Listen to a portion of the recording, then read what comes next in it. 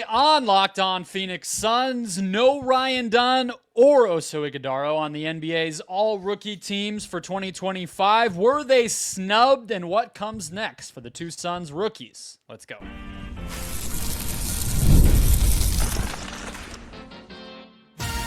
You are Locked On Suns, your daily Phoenix Suns podcast, part of the Locked On Podcast Network, your team every day.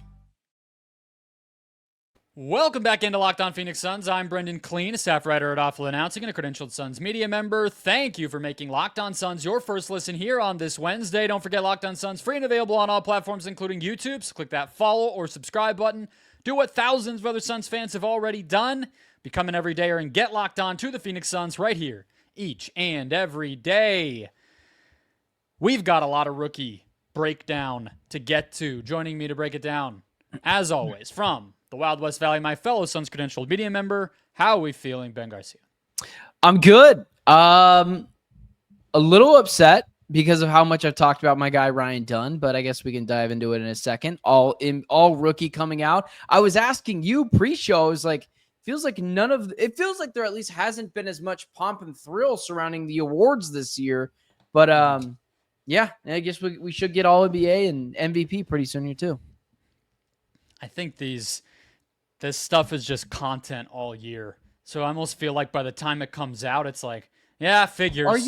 We've already had every version of the conversation. So, okay, Evan Mobley, Defensive Player of the Year, makes sense. And we just kind of move on. It almost takes the air out of the balloon a little bit. Are you a big awards guy? Like, obviously, if Booker ever wins an MVP, you and I are going to be like, this is awesome. It's great. But, like, maybe it's just nostalgia. But 2005, 2006, when Nash is winning MVPs, like, it just felt like it meant more. Now it feels like a narrative award. Are you, like, do you put a ton of stock into this still? All NBA and MVP, absolutely. I actually think it's less narrative than it used to be. I mean, before we were talking about people who didn't even watch. There was no way to watch these games outside of your market, or it was really, really hard, and you had to rely on like reading another newspaper to catch up on whatever the other team was, and it was all just a bunch of stodgy old reporters doing it. Now, there's analytics people and there's former players getting votes and all sorts of stuff. So I would like to think it's improved, but I mean, I'm not going to pretend like, all defense second team is like really, really big to me or anything, but the big ones, yeah.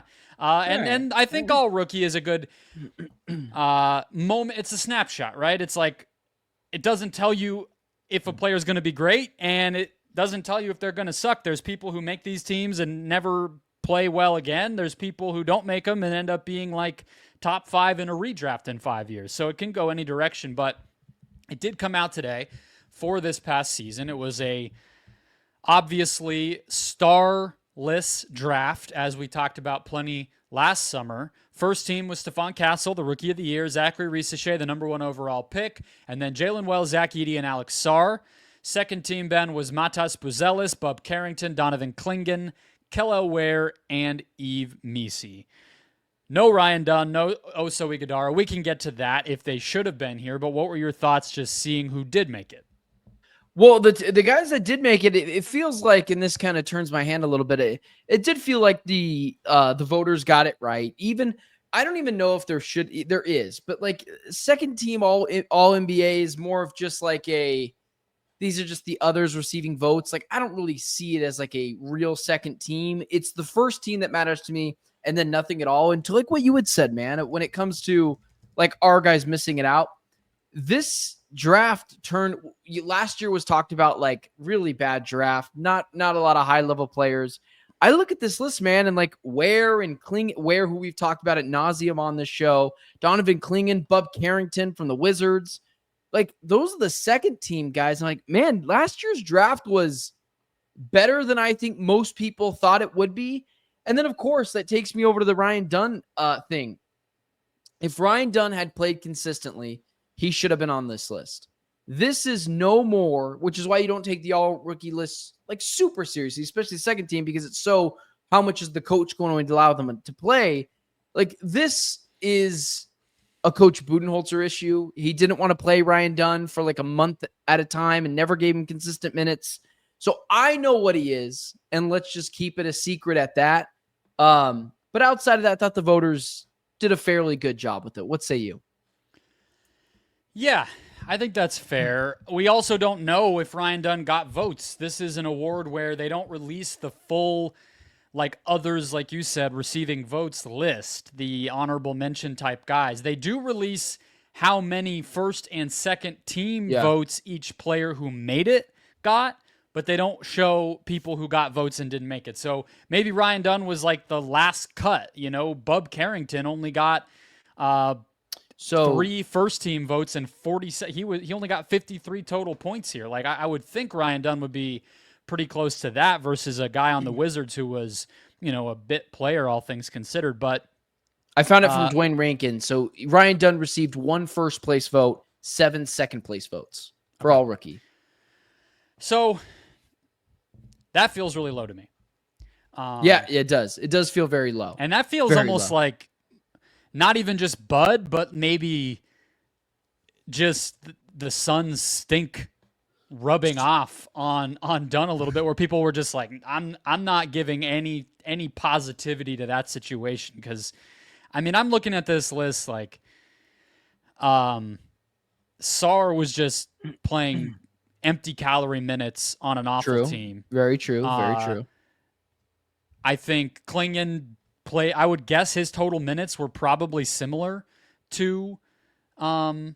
Dunn I can look it up, but he was I can look it up. part of like a 3-headed monster center rotation. I'm not saying that to knock the guys, but I'm saying Dunn at least has a case close to those two. If the rest, maybe the other 8 I would put ahead of Dunn, those two jump out to me. And I know Sar made the first team, but I'm not even sure he should have made it at all.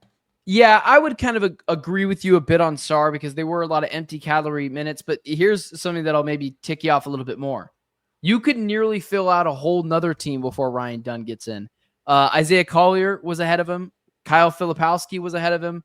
Ron Holland was ahead of him. And Dalton Connect were all ahead of him. And then Ryan Connect Dunn is just Lakers votes. That's ridiculous. Yeah, I would agree too. Dalton Connect barely played.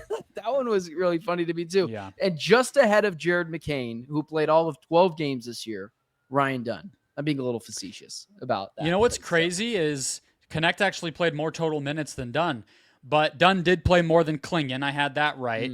And yeah, I guess if you break it down by just total minutes, it's actually a pretty useful way. Almost all of these 2 rookie teams were the top 10 in minutes played. So that's kind of the key. So maybe you're right. It was just Bud. If Dunn had actually just played the 25 plus at a night that he basically should have from opening night, maybe this is different.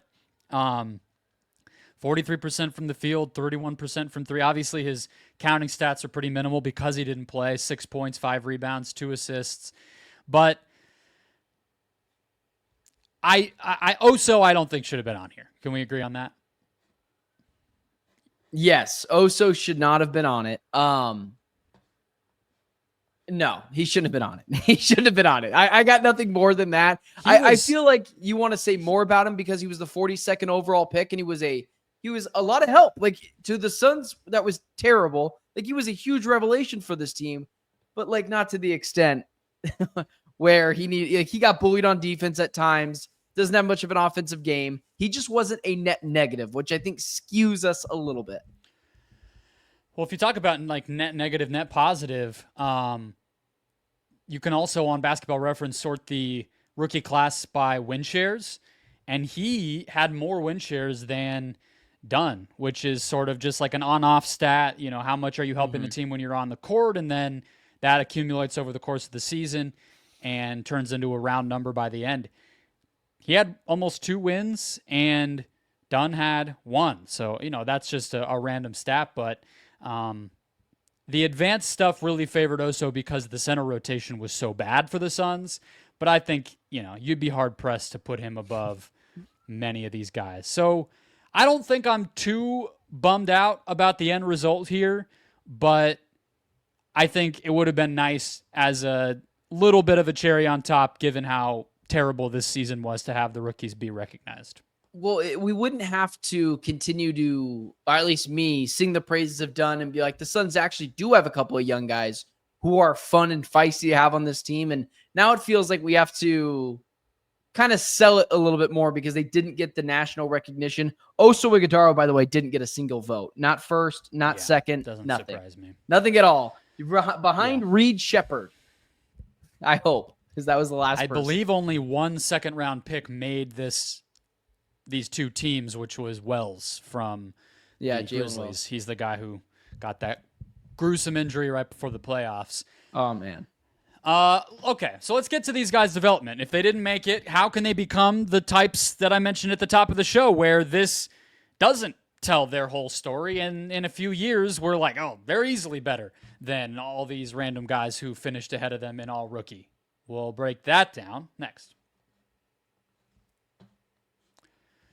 First, today's show is brought to you by Skims. When we found out about Skims making underwear for men here on the Locked On Podcast Network, we were shocked, we were surprised, we were intrigued.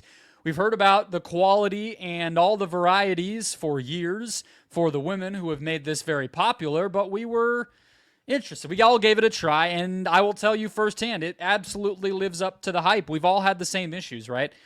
Now I'm talking to you, not our network co-hosts. I don't know what their issues are, but I can assume it's all the same. Fit, comfort, the right style. Everybody's picky. Everybody wants that perfect thing. You wear it all the time. You wear it every day. It comes with you everywhere. You want it to be right, and Skims gets that job done, whether it's the boxer brief, the athletic, I believe there's like a pajama-ish one, if I'm not mistaken, like a lounge-specific. One's like an everyday, one's an athletic. They're all fantastic. I've tried them all. They're perfect whether you're just running errands, whether you are working out at the gym, or whether you're sitting on your freaking office chair recording a podcast like me. Perfect for everybody. Have something for everybody. So shop at skims.com/LockedOnNBA and Skims stores to try it out for yourself, and let them know we sent you by selecting podcasts in the survey when you purchase, and select Locked On Suns in the drop-down menu. That follows Skims, the official underwear partner of the NBA, WNBA, and USA Basketball. All right, Ben, let's keep it rolling here. Talked about how Oso and Dunn were snubbed, sort of, on these all-rookie teams. But let's talk about these guys more granularly as players, okay? Because that's what matters more than the little plaque or glass sculpture thing they might have gotten for making the team. What can they be as players? So let's start with Dunn. I've said, I think it came up yesterday, right? To me, the ceiling, or I should say the floor of Dunn is way higher than I ever thought it would be coming out of the draft. Like, frankly, Ben, I thought this was a guy where before we realized, Grayson Allen was going to take a step back and, Tyus wasn't going to work out and all the stuff that went wrong this season, I wasn't even sure Dunn was going to play. Then he has a huge preseason, and he starts to show that he has much more to his offensive game. And to me, that just changes everything about how you have to evaluate him, because he's somebody who now can actually get the reps because he has a higher floor. He can stay on the court long enough to develop the stuff that's going to allow him to get to his ceiling, because he was a little more aware with the basketball, because he could knock down some threes and that type of thing. So, I mean, I feel great coming off of year one for Ryan Dunn. Oh, yeah. For a guy that was picked 29th overall, I feel great about it. The only things are like, what are the unanswered questions for Ryan Dunn? And the biggest X factor for Dunn, and I do think this is like, this one thing, which is 3-point shooting, I'm not going to make it seem like it's bigger than it is. If he gets down shoots the three ball 35% from the field. He shot 31% this year. If he shoots 35% from three, as a consistent player in the NBA, and he's going to get consistent minutes, I hope he should start next year.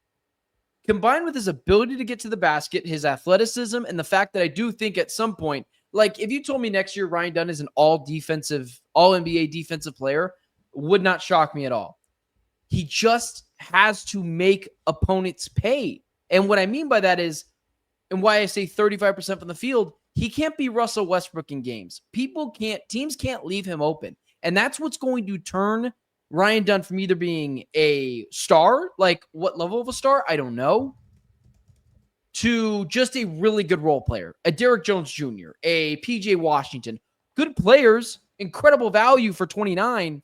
But that is the one thing, and that's the mystery. That's the thing I would ask you, man, because I know you're a little skeptical of a guy who has no semblance of a shot coming out of Virginia to now, like, what is your level of confidence that he can get to that point of being a consistent, you can't leave me open 3-point shooter? Because I think that is, you and I would agree, the biggest hole in his game. Oh, of course. That we would have said that before this season, right? I think, first of all, if it's like, let's just set the baseline where we are clear on it. 35% is not, you can't leave me open. 35% is, in the playoffs, you're absolutely getting left open. I mean, Lou Dort shoots 40% plus in 2 straight seasons, and teams are scheming to leave him open. Alex Caruso can win a championship as a closing player on the court with LeBron and make plenty of threes over the course of his career, and you're still going, they won that game because Alex Caruso made a bunch of threes that the defense was intentionally letting him take. So I just don't think Ryan Dunn's ever going to be a you can't leave me open player. I mean, he is going to need to be somebody where he makes enough to not hurt the offense and be good enough, like you said, that his defense can be on the court. And that's where his value is always going to be. But that's where I think we disagree most. It's not really about skepticism about the jump shot. Because if you think 35% is like the best he's going to do, you're pretty negative on his jump shot too, if we're being honest with each other. I think the thing, so when I hear you say star, I'm still confused.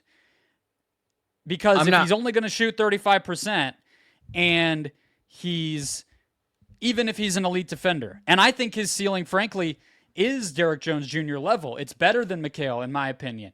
It's because of his athleticism, because as a team defender, as a help defender at the rim and filling passing lanes, and his explosiveness and physical force in those moments, in those situations, he can play the 4 credibly.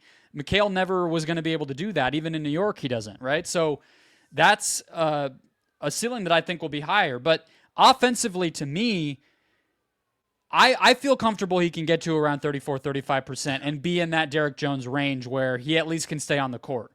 You would say, I'm sorry, continue with what you're saying. Go ahead. I was going to say you have already ruled out. You've already ruled out like Jason Tatum, right? You've already ruled it out. It's not a great shooter. He's at 35% from 3. What do you mean by Jason Tatum? That as a comp for Dunn?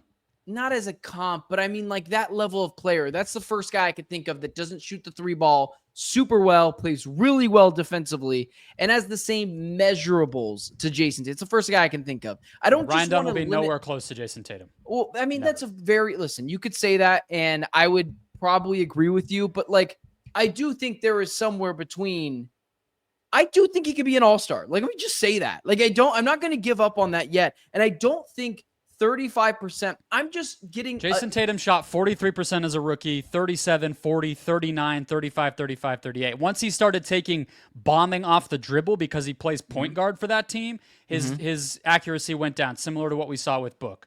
So to me, that's not even close to a comp. The way he makes the all-star team, though, is what I was going to finish with on my point is his handle has to be better. Yeah. Because if you're talking about a dependent play finisher wing who makes not an elite amount of threes and defends really well, I mean, you already said the comp. Derrick Jones, he's never sniffed an all-star team. So you got to tell me what the pathway is going to be for him to get from that.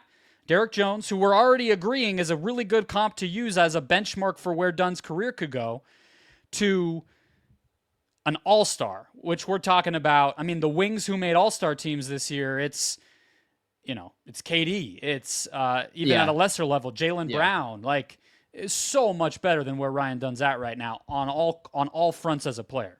Just so we're clear, Jaylen Brown would have been a much better comp than Jason Tatum. I agree that because Jason Tatum is obviously a lot better at shot creating, playmaking, and the ball handling is a really good point and something that almost was a little casual of me to gloss over because of his ability to finish at the rim. This is the same guy who dunked on Giannis earlier in the season.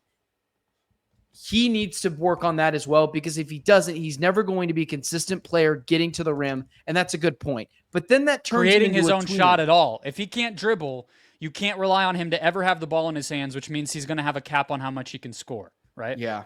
Yeah. Which one are you more confident that he can fix, ball handling or shooting? I don't think he really needs to fix shooting. I think his trajectory is on the right track. I mean, the amount that he's already gotten better from college to the pros. It is like 110%. Yeah, I'm like just wild. not. It's to the point. I mean, I don't want to overlook and like not give him the credit that's due, but to me, like I already am just not really worried that he can at least be passable as a shooter, because he almost already was. If we're being honest, like we watched this season. And we were all saying he should have played more. Like he already is at the point where we were looking at the situation as bystanders and going, well, his defense is so good, he needs to be out there and he can survive on off. Like we're already doing that. So I think it's going to be fine. But you're right. His finishing is good, 70%. And I think he has a good IQ. Like I think he can read the defense. Like his ability as far as when we're talking about the handle to catch the ball, put it, dribble a couple of times and finish at the rim. Obviously he has gobs of space to do that because defenses were loaded up on Book and KD, but that's a good starting point still. It's just where do you go from there? Like we saw with McHale, it would be, quickly kind of run a very late clock pick and roll out of all of a sudden and get to your mid-range. And then it became, okay, you're initiating sets. Then in Brooklyn, he's averaging 20 plus, like being their offensive engine. And now, in New York, he's kind of been misused. But like we saw that progression. It's going to have to be similar for Dunn. Otherwise, there's just a very low cap on the ceiling of what he can be. I just don't want to put a ceiling on a guy, and I know you're not doing it either. That's why when I say Tatum or Brown, I know he's probably not going to reach that. Definitely not. But there is I believe, higher untapped potential to Ryan Dunn that is more than PJ Washington or Derrick Jones Jr. I don't want to stick him in that box because of his athleticism and, again, how good he is defensively. The ball handling is a really good point. He's got to be able to create his own shot and be able to get to the rim at will, because that's going to help out Booker as well. So that's a really good one as well. Yeah, the other thing we should mention, just while we're talking about development, and we can get to Oso's growth and everything in the next segment as we talk about, are these players a lock to be Suns next season, which we'll get to. But the other thing I think we just have to state about Dunn is he's going to turn 23 next year. And that's another part of the reason why you just have to be really realistic about what you're talking about in terms of comps. Because, like I told you that Jason Tatum shot 40+% from three as a rookie. Well, he was 19 doing that. By the time, like to switch to Jaylen Brown, by the time Jaylen Brown was 23, he was averaging 20 points per game already. And Ryan Dunn just averaged 7 for a not-winning team, for a bad team, right? But can you chop that? Like, I think you would be surprised if he has 20 points a game next year. I wouldn't be floored. I that's how highly I think of him. Floored. So that's where I would go. That's where I would go. More than tripling his scoring? Oh, I mean, at times he was sitting on the bench. I think a lot of it was on Bud. I think you and I both agree that Bud was really incompetent for this job. I don't think I would be surprised. Maybe 20, but 18, like no. 17, 18 points, I would not be surprised. I think that there is something there with him. And if it's not there, that's then how many points Beal scored per game this season. Huh? We might have to bet on it if you're still riding that wave come closer to the season. Because I love Ryan Dunn. He's been a breath of fresh air. I think we just got to be realistic about the offensive development. And, these guys had high school, college, all this analysis before. We got to sometimes just trust our instincts on what a player is going to be. And I think getting Derrick Jones Jr. with the 29th pick would be absolutely fantastic. Maybe a little better Derrick Jones. Fantastic. I would love that. I do think maybe I'm just a little lower as far as the ceiling goes. But let's talk about Oso and where these players' futures might go next. First, today's show brought to you by Car Gurus. Shopping for a car should be exciting, not exhausting, but between the confusing prices and hidden fees, it can feel overwhelming. That's why I love using Car Gurus. They help you cut through the noise and show you the best deals with full confidence. With over 4 million listings, Car Gurus has more new and used cars than any other major online marketplace in the entire U.S. They verify dealers, provide real price analysis, and give you the tools and data you need to make the right choice without second-guessing yourself. I told you yesterday, I will tell you again, I hate car dealerships. I hate buying a car. I hate talking to car salespeople. And Car Gurus cuts all of that out. It gives you fair prices, easy to use platform, and reasonable types of features and comparisons. And it makes the experience easy and a lot less hassle, I should say. So buy or sell your next car today with Car Gurus at cargurus.com. Go to cargurus.com to make sure your big deal is the best deal. That's cargurus.com, cargurus.com. All right, Ben. I think we will be more in agreement, and you might even be lower than me on our next guy, which is Oso Ighodaro. I will start by saying that as we look a little bit ahead and think, could these guys factor into the offseason at all when we're talking about Durant trades or getting off of even like a Grayson Allen or Bradley Beal, of course, still potentially somebody whose name might pop up in the trade department. Or, hey, could they want to go get somebody and suddenly they're buyers this offseason? Who knows? To me, Oso is absolutely not even close to untouchable. In fact, I think that Oso is somebody that if another team really liked him, I would totally listen because I'm skeptical what his ultimate role really is going to be in the NBA. What do you think? I don't know where you thought you and I were going to disagree there. As much like I like Oso, but he's a backup big in this league. You need a backup big, and I think we'll agree on Oso. I said we disagreed on Dunn. Okay. We agree here, and I think you might even be a little lower on Oso than I am, even though we agree. So I'm not low on Oso. I think you and I, maybe just me, have the correct opinion of Oso, which is he's a backup big in this league. You need a capable backup big. Like I think Oso can be a backup big on an NBA championship team. Like I do believe that. That is his ceiling. But that's not hard to find. Like I think Nick Richards could potentially be that guy too.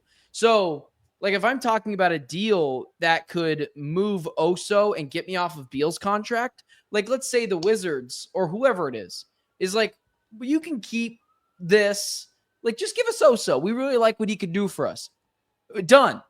I would do that in an instant because Oso is so raw offensively where, yes, the push shot did kind of grow on me, but defensively he's got to get stronger and he's still a little undersized. And raw as a scorer. Right? Raw. I mean, offensively, he's a good playmaker. He can be a good offensive rebounder at times. He probably can set screens and be capable on that. Smart so for a big too. man, those things are part of offense, but he's raw as a scorer. He's a very smart player. So those are all the other things that I would agree with. I actually think he's a pretty underrated passer at times. Scoring, like there's nothing there. There's the push shot, that's it. Probably never will be. I don't think there ever will be. I just don't. I mean, did you saw the video too of him shooting at the Kings arena when Dwayne Rankin put it out there? I'm shocked the guy, like if you would have showed me a video of that guy and said, this guy's an NBA player, I would have been floored if I didn't know it was Oso Ighodaro. For sure. I'd be okay with it. When we're talking about offense, when we're talking about big men, I mean, how many big men are scorers? You know, like 4 of them, Bam, the elite ones, Cat, like the elite Embiid, ones, Jokic, like that's it probably. So yeah, but there's still like that second tier of like the stretch guys, right? Like Kleber a couple years ago, or Kristaps Porzingis, like guys like that. Kristaps is still pretty good, but still, exactly, and he's never going to be a shooter. That's no, he's not going to Kristaps. So yeah, I think that's all fair. I could see him potentially being a little bit better in terms of a pick and roll finisher. You know, Bud was always big on when he caught the ball in the short roll in those situations, rather than just always looking to kick it out. He was like, hey, I would love to see Oso take a dribble, be that in that Amare Stoudemire position and just hammer it from inside the free throw line, draw a foul, or, you know, get an easy bucket at the basket. I could see him developing on that. I could see him becoming more of a lob, you know, alley-oop threat on the roll. So, you know, he scored 4 points a game in 17 minutes. You know, I wouldn't shock me if he doubled that, got to 10 maybe in his ultimate destiny. I mean, but we agree he's going to be a backup. So, you know, per game, what are you really talking about, right? So, well, I was just gonna say, like, as well with what you're saying is just like, can he be a lob threat, a putback guy? I don't know if Oso has the athleticism, or at least enough athleticism to be a consistent lob threat and add that to his game as well. I mean, why? I think he's a pretty solid athlete. His arms. Yeah, are I think he's short. solid.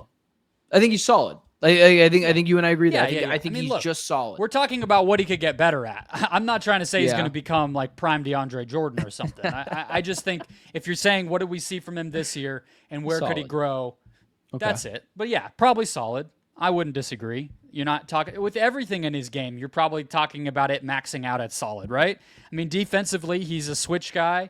He is somebody where the main value he provides is that he can guard, ideally, as he develops, 1 through 5, but he's not big enough to be an elite rim protector, and he's not, necessarily going to be a good post defender because he's on the slighter side. So, you're talking about a Bam, Draymond type of mold, and again, a solid version of that. Not the peak level those dudes are at, but a solid version of that. So, yeah, I think I like him probably more than Nick Richards as far as who's on this roster, just in terms of like ceiling and what I expect their careers to look like. Oso's only 22. But yeah, we're in agreement. If he could be dangled to get a deal done, whether for the Suns to get something or get off of something, I think it probably makes sense to consider it. What about Dunn? How do you feel about the idea of... Basically, is Dunn untouchable to you? How close to untouchable is he? He's so untouchable. Literally, there's only one trade I would do, and that's for Cooper Flag. And like that's nonsense. Like, right, that's how untouchable I think he is. Like Ryan Dunn, Devin Booker for Cooper Flag, never is going to happen. But that's how untouchable I believe he is. The Toumani Camara thing scarred me and it scarred you, but I can see why it happened. We neither of us thought he was going to be that good. I'm not doing that again. And I think this guy because he went 52nd. That's what people got to remember. I agree with you and all of that. But I actually didn't really believe in Toumani Camara. I thought he lacked the lateral quickness. He wasn't a great shooter. Around the rim, he was fine in the summer league, but that's all I had to go off of. I'm not doing that with Ryan Dunn. It would have to be just blow your socks off. You get rid of Beal. You get a couple of good players. And there's just no world where that would happen. And I'm not trying to dig myself a deeper hole. What if the Mavericks, I'm not talking about Cooper Flag, I'm just throwing a random one at you. Yeah. There's been some discussion of does it make sense to maybe trade Davis and just go young and say, yeah, he was the piece back for Luka, but whatever. Now we got Cooper. Lively's still here. Kyrie is going to be back. We're rebuilding around this young front court. What if Dallas called and said, hey, we'll take Durant back for 80. I know that doesn't make any sense for what I'm talking about because they're not resetting with this trade if you're getting Kevin Durant. Yeah. But you have to throw Ryan Dunn in. No, because I'm not winning a championship. As much as I like Anthony Davis, what is he doing for me? He's taking me to the second round of the playoffs. I'd rather just see what if Ryan Dunn becomes awesome and takes me to the finals one day? I know that there's a cap on 80. I don't know what the cap is on Ryan Dunn right now. Mm-hmm. And because in a different world where the Suns actually had other players outside of Ryan Dunn, maybe. But no, I am not doing that. I'm not just putting a star on my team, an injury-prone star at that, who carried a team to one. Yeah, we don't have to go so deep in Anthony. That's not happening. I'm just saying. Yeah, I got you. Dunn as a piece to get a star. What about Trae Young? KD? No. KD goes to Atlanta or goes to a different team in a third deal, and Trae Young comes here. No, I won't even go deep into that one. No, I'm a bigger skeptic than other people are. I think about Trae Young. So if Dunn could go to a team with Durant, and that would sweeten the package for Durant when we've been kind of getting nervous that maybe it's not going to be that great, you wouldn't do that. What would I get back that would be enough of a sweetener that I think Ryan Dunn is? You could tell me because you don't like my ideas. I'm just being hypothetical. I don't like your ideas. I feel like I'm just trying to be general about it. Let's use the Rockets, package right? you like that you think is good would you include Dunn for it? We Let's don't use have the to Rockets, necessarily 'cause be that's- so specific. Well, let's be specific. Let's use the Rockets because that's the one our listenership is most been accustomed to. Jabari Smith, Tyree Eason, Dylan Brooks, Fred VanVleet for Kevin Durant and Ryan Dunn. Well, that's a package we already think they could get without Dunn. So that No, know, I don't. I but don't. If it's like, well, who did you say? VanVleet, Smith? VanVleet, Brooks, Smith, Eason, first round pick. Yeah, I think that's close enough where I would not include Dunn because I think that's like probably an offer the Suns could put on the negotiating table when they first call the Rockets. But I think if we want to stay on Houston, I think a better example of the things that you and I have actually said, like, that's probably not on the table because Durant only has a year left and he's 37 and blah blah blah, would be another one of their picks. So 2027, the Suns pick, or Reed Shepherd. Like, those are two examples of things where both of us have said, yeah, that's probably not realistic. So you wouldn't trade Ryan Dunn for Reed Shepherd straight up, basically, is what you're saying. No. I don't know what Reed Shepherd is. I know what Ryan Dunn is. I'm so You're much crazy more, with the I'm the so much stuff more sometimes. skeptical about these players. It's like, you make me feel crazy. Do you know that? You make me feel insane. I think every team in the NBA would do the trade that I just said to you. You make me feel so insane you make me feel like I am these Twitter idiots. He was the third overall pick last year just because he won. He had one vote. He had less votes for rookie of the year or whatever than Ryan Dunn just said did. That didn't matter. We don't have to put stock into all rookie now. We did say it didn't matter, but I'm going to use it anyways because he barely played. Because they were good. Everyone's going to come after me, and they're all going to agree with you because you're a bunch of nerds that look at stuff through a computer. When I am watching, it's not about a computer. He didn't play last year because they were a great team. Yeah, and if he was great, he could help them win, and he didn't do that. I guess Ryan Dunn didn't really do that either. I'm not sure how I would look at that, but of all the different things, whether it was getting another established star, whether it was getting more back of assets for Durant, and I do understand where you're coming from with, we know what Dunn is, and I think the part that we haven't said flat out, but that we should here is, I just like the idea of keeping a freaking player on the team. Yeah, agreed. Just develop somebody, let the fans freaking root for somebody. It's enough with the movement. You know what I mean? agree. Like, Kamara's a perfect example. Part of why people get so mad is because the Suns have had so few young players get better in ever. This franchise never has that outside of Book. You know what I mean? A guy who was a diamond in the rough really develop into something and stay here during their whole career. I get wanting to root for that. I get wanting to just see that through to the end, and I don't blame you either. So I'm not saying I would just get rid of Dunn the first moment that somebody says his name on a trade call, but I would stop short of calling him untouchable to me because, again, I'm a little lower on the ceiling. Listen, you like 6'2" white dudes who sometimes get in the game and shoot 33% from the three this year, and I like just big 6'8" wings, athleticism. Listen, we just have different views.